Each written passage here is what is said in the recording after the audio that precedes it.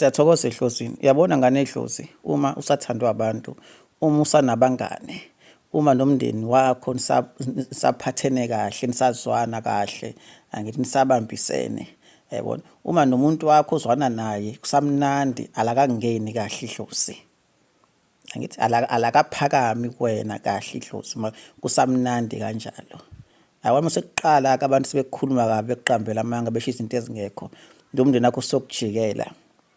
Abangani sebehlehla or uhlehle banganeni angithi yonke indawo oqhamuka kuyona angithi ngathi uyinyamazana angithi abantu bakubheka kabi angithi ngathi bafuna ukulokhuzana ukuzingela yebo lonto so seqala ke idlozi selingena kahle seliphakama kahle iyona isayini enkulu seliyaphakama ke manje seliyangena kula lesinye stage kodwa makusamnandi alakaqali idlozi alakaqali ngiyabonga kakhulu.